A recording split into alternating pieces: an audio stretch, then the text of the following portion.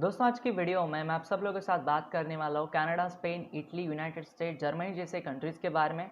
और हम देखने वाले कि कौन कौन से रीजन से इन कंट्रीज़ में जिस वजह से फार्मास्यूटिकल इंडस्ट्री इन कंट्रीज़ में बहुत ही आगे बढ़ चुकी है। और कुछ कंट्रीज़ यहाँ पे ऐसी है जहाँ पे सिर्फ एक फार्मा कंपनी पूरे फार्मास्यूटिकल इंडस्ट्री को उस कंट्री में ड्राइव कर रही है। यानी सिर्फ वो एक फार्मा कंपनी की वजह से उस कंट्री में फार्मास्यूटिकल इंडस्ट्री बहुत आगे जा चुकी है। तो ऐसे भी बहुत सारी कंट्रीज़ है और जापान का यहाँ पे स्पेशली नाम आने वाला है। तो इस वीडियो को शुरू से लेकर अंत तक ज़रूर देखिए।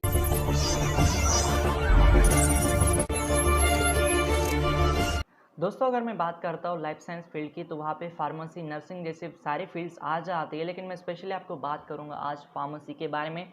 अगर मैं बात करता हूँ दुनिया की सबसे अच्छी कंट्री जहाँ पे फार्मास्यूटिकल इंडस्ट्री बहुत बढ़ चुकी है, तो वहाँ पे बहुत सारे नाम आते हैं, लेकिन मैं आपको एक नाम करके बताने वाला हूँ, वो भी डिसेंडिंग ऑर्डर में, ताकि जब एंड में नाम आए जिस कंट्री का, वो कंट्री सबसे अच्छी है आपको पता चले। नंबर 10 पे दोस्तों कनाडा। कनाडा एक ऐसी कंट्री है जो मैं इस फील्ड में ईटीएमएफ में अभी मैं काम करता हूँ, उस फील्ड में मैं देखता हूँ कि इन कनाडा में बहुत से क्लिनिकल ट्रायल्स चलते हैं।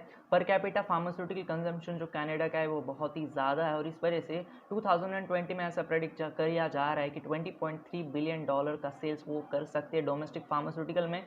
और यहाँ पे लगभग 26,000 लोगों को वहाँ पे नौकरियाँ चलती है।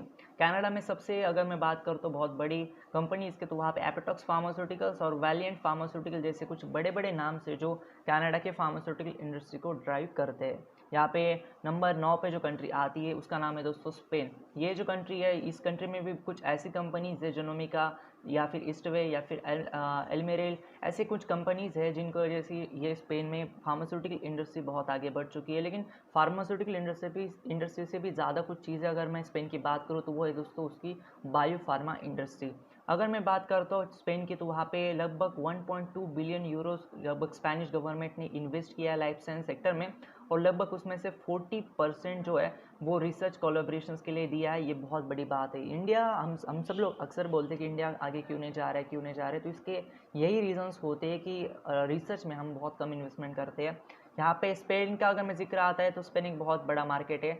नंबर 8 पे दोस्तों यूनाइटेड किंगडम, जिसे हम शॉर्ट फॉर्म में यूके बोलते हैं। इसकी दो बड़ी कंपनीज है, जीएसके और एस्ट्राजेनेका। ये दोनों कंपनीज यूके के मार्केट को लगभग चलाती है। 2015 में बायोफार्मा और मेडिकल डिवाइस की इंडस्ट्री इस कंट्री में लगभग 30.4 बिलियन पाउंड्स की थी यूके इकोनॉमी की तरफ से। और इंडस्ट्री लगभग 73,000 लोगों को 2007 में इन्होंने नौकरी दी थी। कंट्री का मार्केट साइज जो है लगभग $28.6 बिलियन 2015 में था, और वो $43 बिलियन 2020 में होने वाला है, ऐसा उन्हें प्रेडिक्ट किया है। However, the upcoming and still controversial Brexit is complicating matters. Brexit इनका कुछ तो इश्यू है, लेकिन फिर भी यूके एक बहुत ही इमर्जिंग मार्केट है। और एक बात मैं आपको यहाँ पे कहना चाहता हूँ यूके के बारे में कि यूके ने जो है वो शेड्यूल किया लीव यूरोपियन यूनियन को ऑन मार्च 30, 2019 को, यानी कॉम्प्लिकेटेड किया है यूके और यूरोपियन यूनियन के हेडक्वार्टर्स को यूरोपियन मेडिसिन एजेंसी ईएमएम जिसे बोलते हैं, और यू की इक्विवेलेंट जो US food and drug administration यानी हम यूएस एफडीए जो जिसे बोलते हैं, वो लंदन, इनके हेडक्वार्टर्स का भी इनका कुछ इशू चल रहा है। लेकिन फिर भी यूके एक बहुत बड़ा इमर्जिंग मार्केट है। यहाँ पे नंबर 7 पे इटली। ये भी बहुत बड़ी कंट्री है। इटली का जो मार्केट है वो भी बहुत बड़ा है। 62,000 लोगों को इन्होंने नौकरी दी है इटली में।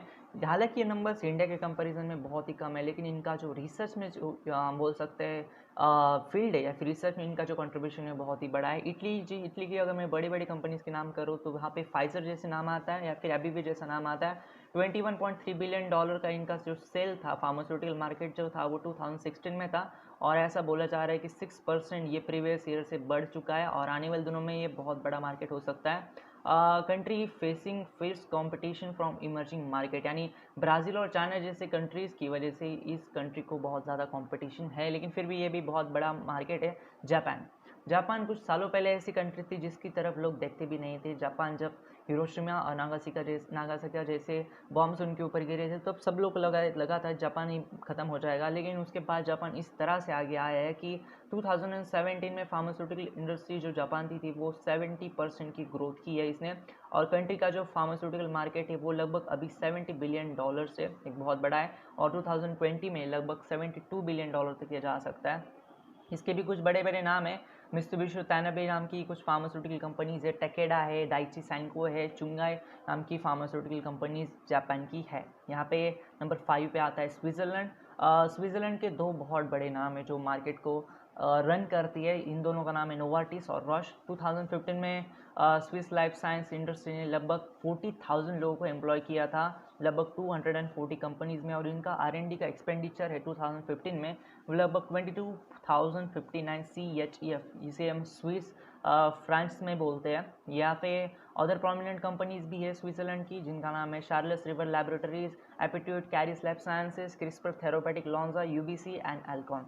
यहाँ पे अगला नाम है फ्रांस का, नंबर 3 पे नाम आता है फ्रांस का। फ्रांस के भी कुछ बड़े बड़े नाम से, फ्रांस के नाम है टेकेडा, ऑर्टोगिसा, इलीलिली, इप्सन। फ्रेंच का जो फार्मा मार्केट है वो लगभग 99,000 लोगों को मार्केट एम्प्लॉय करता है, और लगभग 20,000 उसमें से R&D में काम करते हैं। यानी 1 लाख लोगों में से 20,000 लोग R&D में काम करते हैं, एक बहुत बड़ी बात है। फ्रांस की एक बात और नोट करनी जैसी ये है कि लीडरशिप वैक्सीन में ये बहुत आ गए, और employ another 23,000 to manage more than 750 vaccine projects globally, and 23,000 लोग ये और एम्प्लॉय कर रहे हैं अपने 750 वैक्सीन प्रोजेक्ट्स के लिए। नंबर 2 बहुत बड़ा नाम है जर्मनी। हालांकि जर्मनी एक ऐसा नाम है फार्मास्यूटिकल इंडस्ट्री को जिसको हम नज़रअंदाज बिल्कुल भी नहीं कर सकते। नंबर 1 के बाद कोई नाम आता है तो वो जर्मनी ही होता है।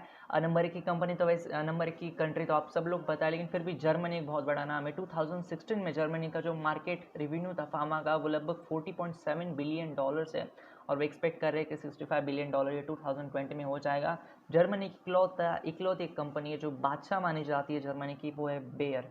बायर, हम जिसे बायर बेयर कुछ भी आप प्रोनाउंस कर सकते हैं। Bayer is the biggest pharma company in country. वो लगभग 30,000 लोगों को 19 लोकेशन पे जर्मनी में एम्प्लॉय करती है। बेयर के लगभग 1,15,000 लोग वर्ल्ड वाइड फैले हुए हैं, और कंट्री लगभग स्पेंड करती है $6 billion each year in research and development. एक बहुत बड़ी बात है ये भी।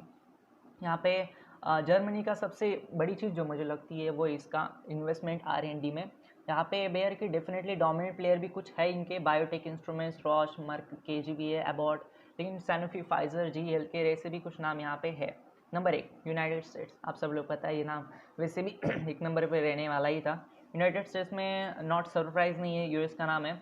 US में भी कुछ कंपनीज है, फाइजर, एमनेजन, जॉनसन एंड जॉनसन, जो इस मार्केट को रन करती है। और ऐसा बोला जाता है कि दुनिया की अगर सबसे टॉप 10 कंपनीज की फार्मा की बात करें तो उसमें से उनके 10 में से 6 हेडक्वार्टर्स US में है। और आप सोच सकते हो जिन कंपनीज के हेडक्वार्टर्स है वहाँ पे, उसमें से कुछ बोलने की बात ही नहीं रहती, क्योंकि हेडक्वार्टर वो कंपनी वहीं पर जाती है जहाँ पे उनका बिजनेस सबसे बड़ा होता है।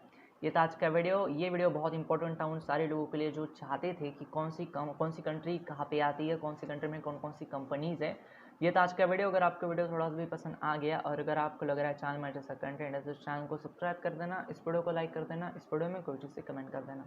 धन्यवाद दोस्तों, ये वीडियो देखिए, धन्यवाद।